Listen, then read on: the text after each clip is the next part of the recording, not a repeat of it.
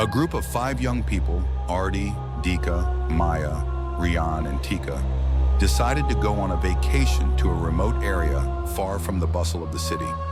They wanted to have a new experience, explore nature, and spend a night in a village that was said to be beautiful. However, they had no idea that this trip would lead them into a nightmare they could never have imagined. They chose a secluded area on one of the large Indonesian islands, known for its stunning natural scenery and well-preserved culture. However, one thing they didn't know was that the village they were heading to was no ordinary village.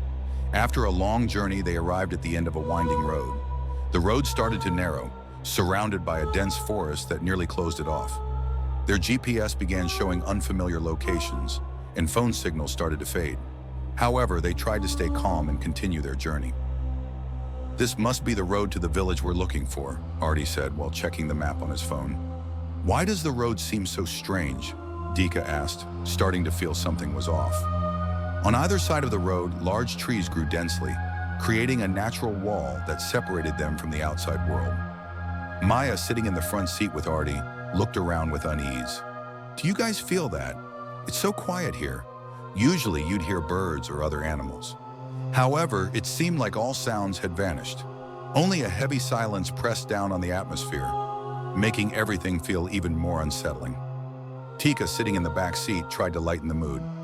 "Come on, don't be scared. It's probably just because this forest is still untouched." But the fear began creeping into their hearts, something they couldn't shake off. The further they went, the more alien everything seemed. There were no signs of life, and no houses or other structures except the narrow, increasingly damaged road. Finally, they reached a small village that seemed eerily quiet. The wooden buildings, aged and decaying, lined the streets that appeared to have been abandoned for a long time. Rian rolled down the window slightly to breathe in the fresh air. "Hey, do you guys see that?" Tika suddenly pointed to a large old building at the end of the street, a house that looked very different from the others. It was dark, the windows were tightly shut, and its paint was peeling. There were no signs of life. Maya felt uneasy. "Why does this feel so wrong? It's like something's not right." Ardi tried to think positively. "Maybe it's just an old house that's been uninhabited for a while. Let's not overthink it." However, the discomfort was already settling into their minds. They decided to explore the village, hoping to learn more about the place. As they walked, they felt like they were being watched from behind the towering trees. Every house in the village seemed empty, but the atmosphere was filled with something they couldn't explain.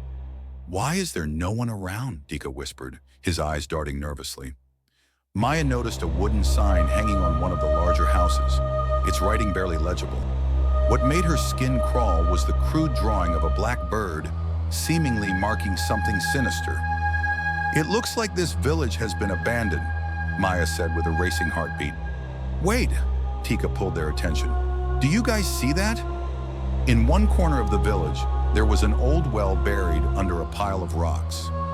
Nearby, a large stone had been moved, and strange carvings covered its surface. "What is that?" Rian asked, his voice filled with dread. "Let's check it out," Ardi said, starting to walk toward the well. But as they approached, a strong wind suddenly blew from an unknown direction. The atmosphere grew even more tense, and they began to feel as though something was lurking nearby.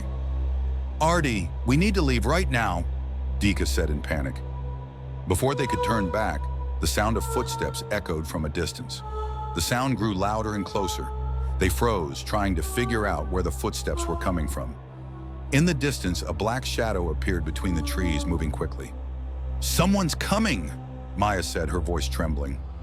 Tika held her breath. That person wasn't here earlier. Why are they suddenly appearing? A group of people, dressed in tattered clothes with their faces covered by black cloth, emerged from the end of the street. They moved slowly, their eyes empty and unsettling. "What are you doing here?" one of them asked in a raspy voice. Ardi, trying to stay calm, replied, "We're just looking for a place to rest." "Do you know why this village has been empty for so long?" The person laughed, their voice carrying an eerie echo. "You don't know what happened here, do you? You need to leave. This village isn't for people like you." Maya felt an icy chill run down her spine. "We need to leave. Now." But before they could move, they heard a scream from deep within the forest, an agonizing cry that sounded as if it came from another world. Everyone fell silent.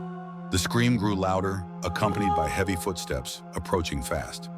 They panicked and ran toward the car, but the road out of the village suddenly turned dark. It felt like they were trapped in a loop of darkness that couldn't be explained.